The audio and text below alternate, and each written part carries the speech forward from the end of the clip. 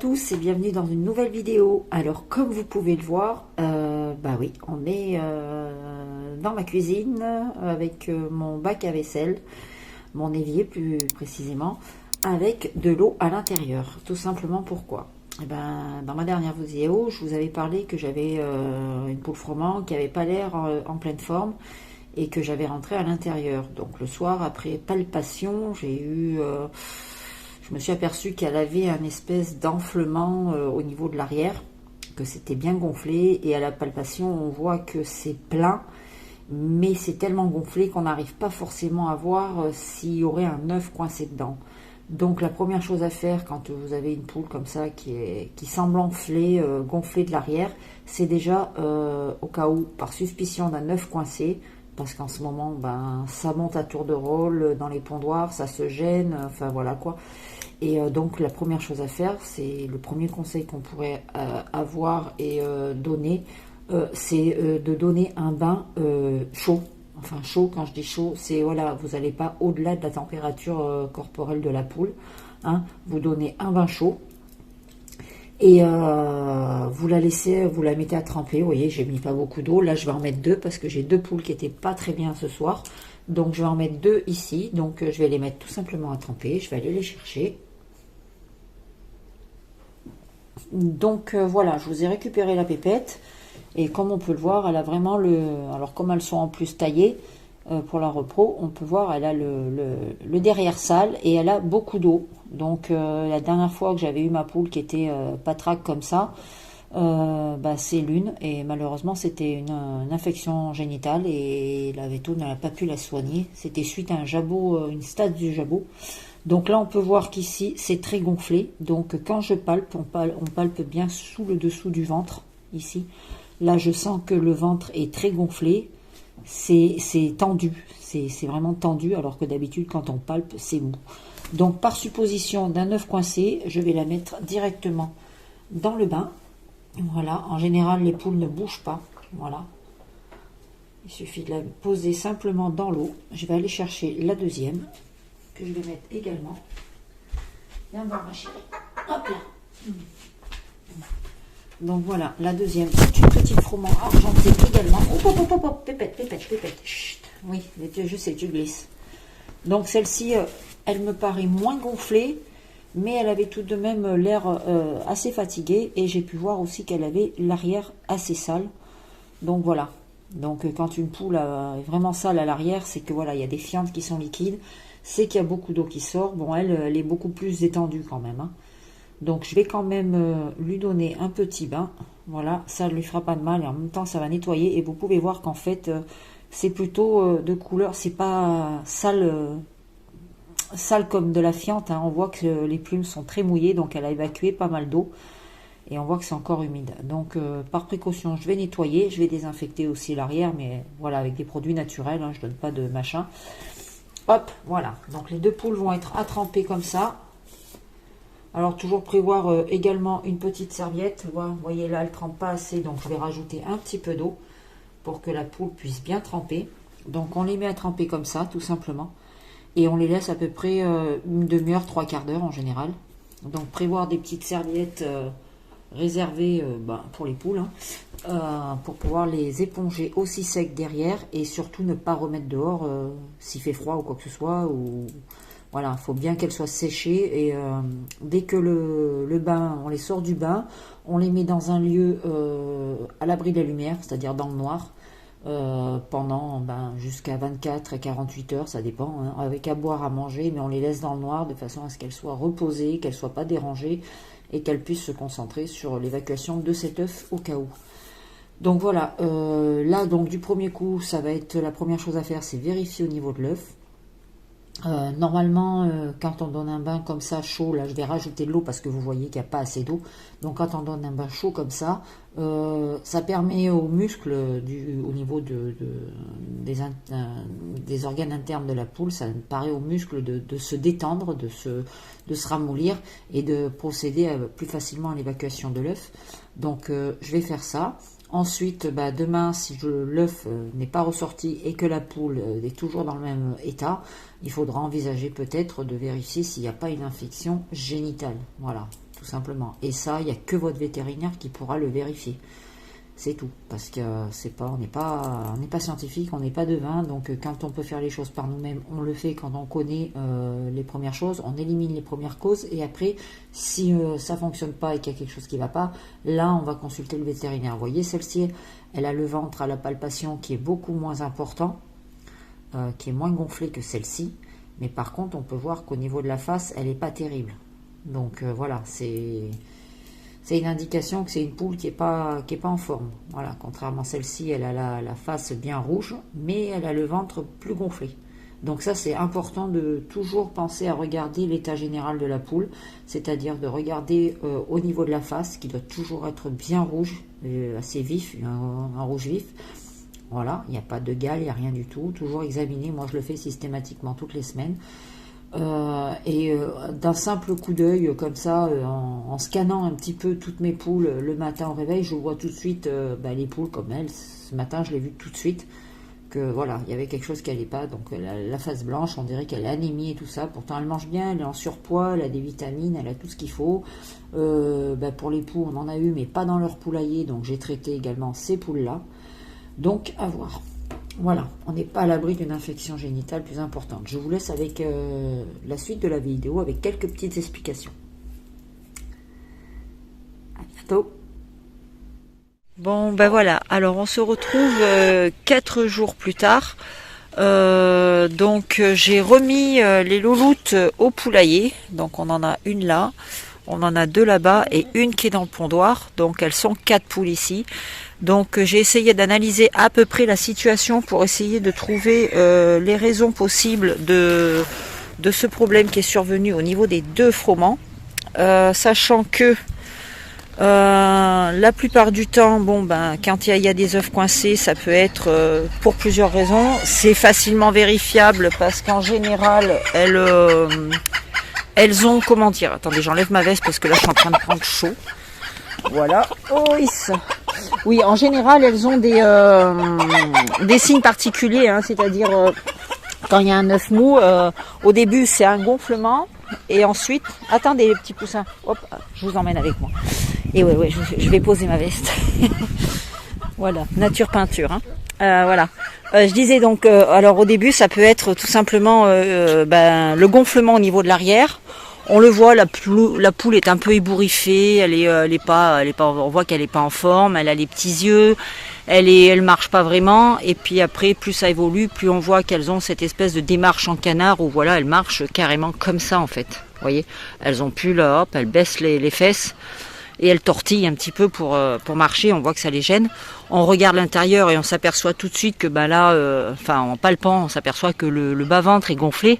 Donc ce bas-ventre, il peut y avoir plusieurs causes, hein, évidemment. Il y a la cause aussi de tout simplement, ça peut être une salpingite, c'est-à-dire une inflammation ou une infection plutôt de l'appareil reproducteur chez les volailles. Donc ça arrive fréquemment, surtout chez les vieilles poules, vous voyez. Ça peut arriver aussi même chez les jeunes poules, hein, ça arrive. Moi j'ai perdu une poule Brahma qui était toute jeune, qui avait même pas 6 mois. Elle a fait une salpingite et quand on s'est aperçu, en fait, quand la péto l'a euthanasiée, on s'est aperçu qu'elle avait une tumeur au niveau de l'appareil reproducteur. Donc quand c'est comme ça en général, voilà, c'est fichu. Hein. Ça arrive, c'est comme chez n'importe quel animal, c'est comme chez les humains. Voilà, ils ont leurs problèmes de santé également. Donc pour ça, il faut être vigilant, il faut regarder. C'est pas rare que ça mène à la mortalité quand il y a une infection de l'appareil reproducteur. C'est pas rare que ça amène au point de la mortalité de l'animal. Et puis des fois ça peut aller très très vite. On n'a pas le temps, on passe à côté. Hein. Il suffit de pas voir, de pas faire attention. La vie, on court, on va à droite, à gauche et tout ça. Donc moi j'ai la chance de pouvoir être sur mon élevage. Et de chaque matin, la première chose que je fais en général, c'est toujours de checker tous les poulaillers, c'est-à-dire je me mets à l'entrée et je fais poulailler par poulailler, hop, je scanne en fait, c'est ce que je dis chaque fois, je vais scanner. Et hop, d'un œil, je regarde chaque individu dans chacun des parcs, je regarde la tête, l'aspect général, la démarche, je regarde tout. Et ça me permet tout de suite de voir ce qui ne va pas. D'ailleurs, je vois là-bas, par exemple, que vous avez un petit caillouté qui s'est sauvé et qui est allé, enfin un petit caillouté qui fait pas partie du parc des cailloutés, qui est d'habitude avec eux, chez les froments. Bref, je vais aller le récupérer, mon titi. Salut mon petit bonhomme, tu viens mon petit loup? Tu viens mon petit loup? Viens maman. Oui mon petit cœur. Oui mon petit cœur. Tu viens maman? Oui. Oh là là. Mon petit froment d'amour. Ouais mon petit cœur. C'est un amour celui-ci. Je vais pas le garder évidemment, hein, mais alors la personne qui va l'adopter, je vous garantis qu'elle sera contente parce que alors il n'y a pas plus câlin, il n'y a pas plus mignon, il n'y a pas plus gentil, il est tout doux, il adore se faire prendre au bras. Alors voilà, donc il partira chez une famille qui sera aimante et qui continuera à lui apporter aussi toute cette petite chose qui fait que il est heureux quoi. Voilà, les petits câlins, les petits papouilles. Hein mon petit tout? Oui mon petit chat. Oui t'es mignon mon petit cœur. Hein? Oui, donc revenons à mes moutons, moi mes poules. Donc oui, je disais donc il y a plein de choses en fait qui rentrent en compte dans les maladies des poules. Attends Pichette, attends, tu m'y touches pas ça parce que ça, je vais en parler d'ailleurs. Je le ramasse. Et donc il faut checker, il faut regarder, il faut être vigilant. Donc comme vous pouvez le voir, j'ai remis les poules à l'extérieur avec les coques. Ça va mieux, ça va beaucoup mieux. Pour l'une d'entre elles, alors le fait est, c'est que j'en ai une qui a quand même une façon de respirer qui est pas terrible, c'est-à-dire elle a tendance à avoir une respiration un petit peu fatiguée, on va dire, comme si elle était un petit peu en gêne respiratoire. Celle-ci, elle a un comportement, on va dire, en dehors de ça qui est quasiment normal, mais voilà, c'est ce qui fait une supposition de peut-être d'infection de l'appareil reproducteur. Et donc j'ai contacté mon vétérinaire, je l'ai eu en mail, et il m'a dit que par sécurité il fallait la passer sous antibiotiques parce que là elle est en déplacement et c'est la seule qui pour moi connaît les poules et puis qui est capable de les soigner. Donc elle m'a dit de la mettre sous antibiotiques. Alors je ne donnerai pas le nom de l'antibiotique parce que si je donne un nom, les gens ils vont tout de suite dire ah tiens moi j'en ai aussi chez moi, je pourrais donner. Non, on ne donne pas des antibiotiques comme ça à une poule. Moi je l'ai fait sous les conseils de ma vétérinaire. Donc voilà, elle est sous antibiotiques depuis 4 jours.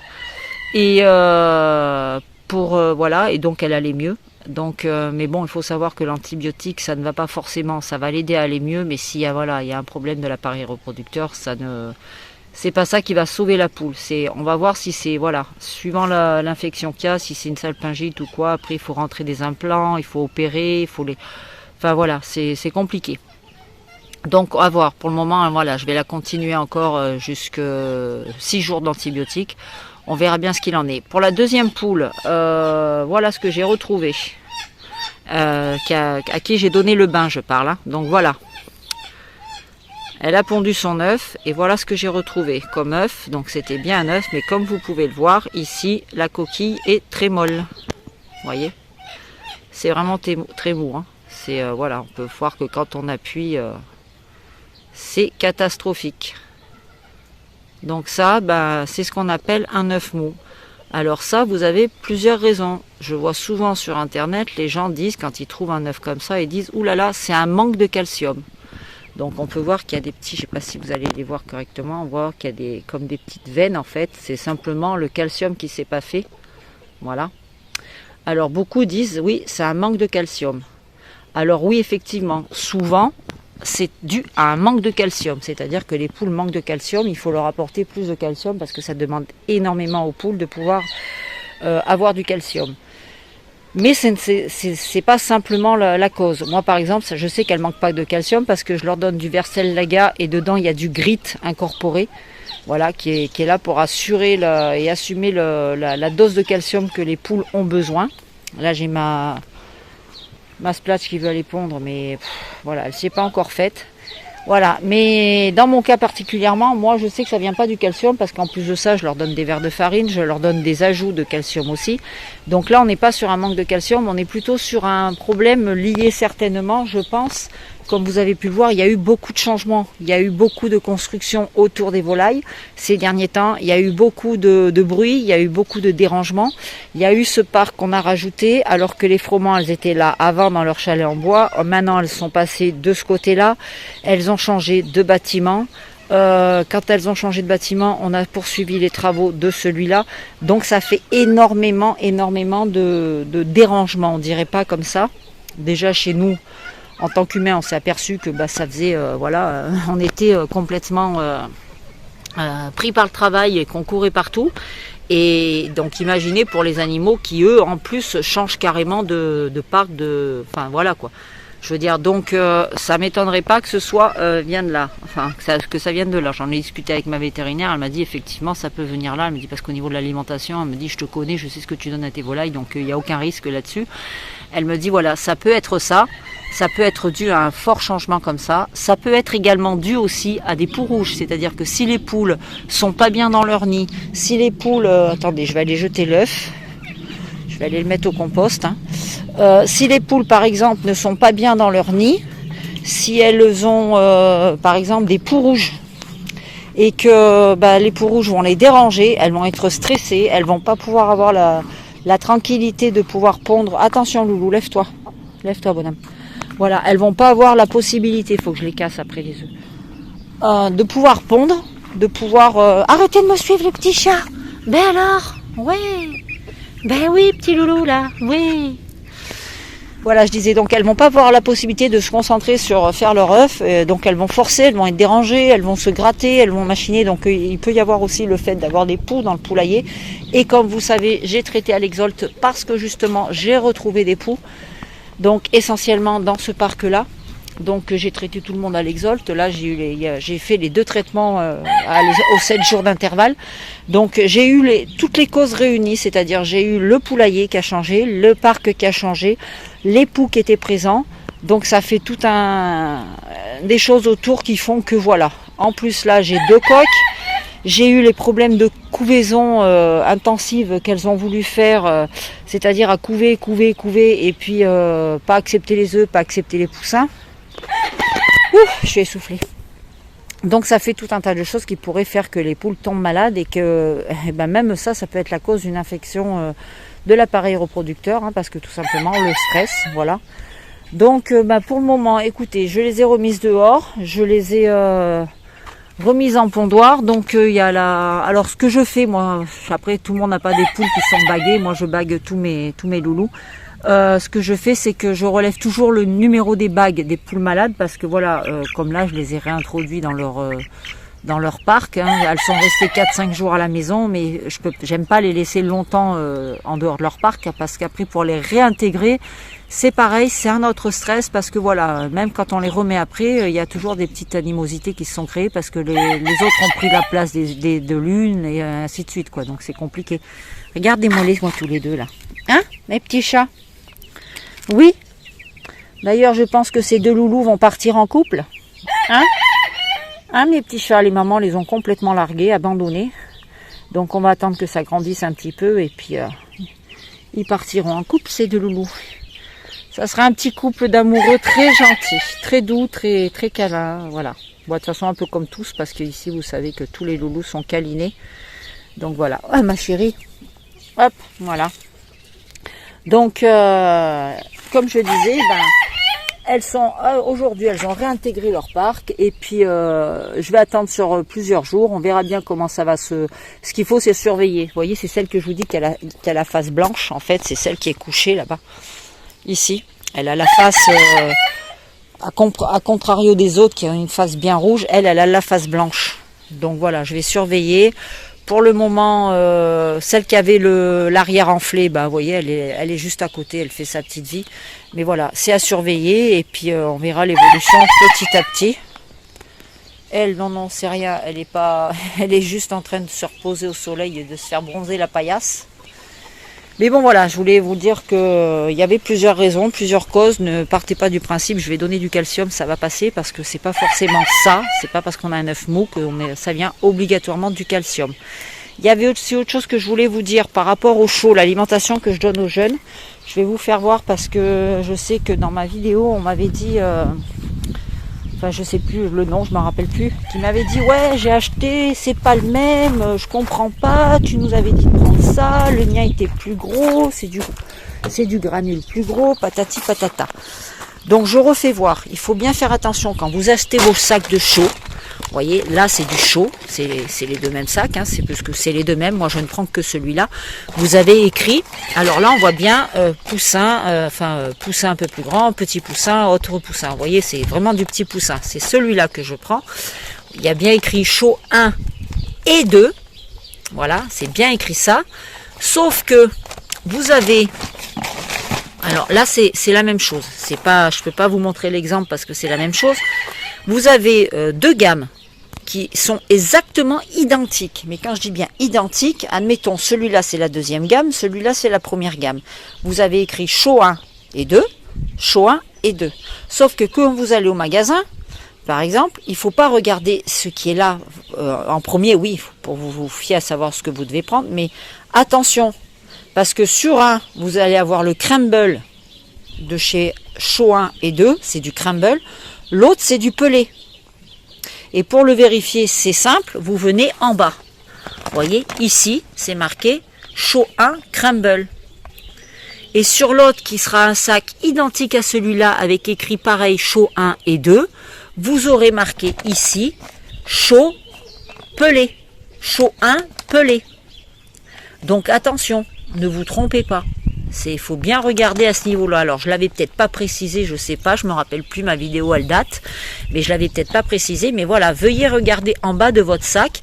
Voilà, vous aurez les 2 mêmes sacs identiques, sauf que sur un en bas il y aura écrit pelé, sur l'autre il y aura écrit crumble. Donc prenez bien le crumble parce que la différence elle est juste énorme, sachant que le crumble, le taux de protéines est à 24 ou 26%, je me rappelle plus, je crois que c'est 24, et que le pelé il est qu'à 19% de protéines. On est bien d'accord. Donc voilà, je tenais à le repréciser parce que je me suis dit, j'ai fait une bourlette là. Et donc j'aime pas rester sur un truc où apparemment ça serait moi qui me serais trompée. Voilà tout. Bon ben maintenant je vais aller vous faire voir parce qu'on a fini les préparations et les installations. Alors je voulais vous parler d'un truc où j'ai commandé habituellement, je commande voilà sur Vive l'Élevage, Ducatillon, les trucs comme ça. Et là cette fois j'ai commandé sur Zomalia. Alors franchement Zomalia, le truc que j'apprécie sur ce truc, déjà le tarif, j'ai trouvé beaucoup moins cher que sur Ducatillon et sur Vive l'Élevage. Après voilà, chacun fait son truc. Donc vous savez les petites portes là, je vais vous faire voir tout simplement. Voilà, on a installé la petite porte ici, vous voyez la trappe en fait, c'est ni plus ni moins que... Ça va jeune fille? Hein? Ça va Pépette? Ouais. C'est ni plus ni moins qu'une porte automatique, vous voyez, et on l'a mise là. Voilà, qu'on relie avec un système. Non, tu sors pas tout de suite. On relie avec un système et ça me permet à moi, comme ce parc là, eh ben, il faut passer par la petite porte qui est là, en fait, par la porte intérieure. Ça m'évite à moi de faire tout le tour, de rentrer par là-bas, de venir là, d'ouvrir et de faire sortir par le parc des Cailloutés les bleus. Donc ici, j'ai plus qu'à venir à tirer ma petite truc et puis faire sortir mes loulous. Voilà. Donc j'ai acheté cette porte. Habituellement, elle fait 29 € sur Vive l'Élevage, sur Ducat, sur les autres sites en général, même plus cher ailleurs. Et celle-là, je l'ai payée 22 €. Donc, vous voyez la différence. Et je dois dire que la plaque en acier, là, elle est beaucoup plus épaisse. Donc, ça me paraît beaucoup plus solide. Et en plus, elle est vendue avec l'anti-retour. Alors que sur Ducat et tout, c'est une barre qu'il faut commander en plus. Ou alors, il faut commander la porte avec. Et là, on dépasse les 35 €. Donc, vous voyez la différence. Et j'ai également commandé, et je vais vous expliquer le truc après, voilà. J'ai également commandé le boîtier électronique, alors avec la porte ici. Comme vous pouvez le voir, c'est ressemblant à 200% à Chicken Guard. Ça se règle de la même manière, ça se programme de la même manière. Je ne vois absolument pas de différence. La porte, on l'a installée sur la porte centrale de la cabane. Donc voilà, maintenant les loulous, ils rentrent, ils sortent comme ils veulent. Et visiblement, ça fonctionne aussi bien. Alors le truc c'est que j'ai commandé ça le vendredi. Oui, vendredi. Vendredi soir, je parle. Samedi matin, j'avais déjà reçu un coup de mail où on m'a dit, attendez, je vais mettre l'eau en même temps en bas, parce que là je leur avais séparé, parce qu'hier j'ai donné l'Exalt. Voilà, j'ai reçu un mail. Tiens mes petits chats. Voilà. Voilà, j'ai reçu un mail pour me confirmer que ma commande avait été expédiée. Vous vous rendez compte? Du vendredi soir le samedi matin. Elle a été renvoyée pratiquement aussitôt dans la foulée le samedi matin. Et lundi matin, j'avais reçu mes 2 colis en point de retrait. Donc on ne peut pas faire plus rapide, sachant qu'on était en week-end. Vous imaginez? On était en week-end, donc on ne peut pas faire plus rapide. Et alors ce que j'aime bien à Zoomalia, c'est que vous cumulez des points, et à chaque achat, par tranche d'achat, en fait, c'est un repas. Ils offrent un repas à un animal, c'est-à-dire que chaque tranche d'achat que vous faites, il y a de l'argent qui est reversé et qui paye le repas d'un repas dans les refuges, dans les SPA, dans les animaux dans le besoin. Donc ça c'est le genre de choses que j'apprécie énormément. Faut dire ce qui est, j'apprécie énormément. Donc voilà, alors quitte à parler de choses qui sont voilà. Donc la porte là-bas avec la porte automatique, le tout complet, j'ai payé 100. Alors le boîtier faisait, je crois, 129. Et avec la porte, j'ai payé 142 €. 142 €. Chez Chicken Guard, c'est 198 €. Voilà, on voit la différence. Pour un truc qui marche de la même manière et qui est aussi simple d'utilisation. Donc, ça fait quand même une belle différence de tarifs. Voilà. Bon, écoutez, je pense avoir fait le tour. Oui, il me semble. Donc, je vais vous laisser sur cette fin de vidéo. Et puis, vous souhaiter à tous, un bon week-end et puis vous dire à très bientôt dans une prochaine vidéo. Ciao, bye bye.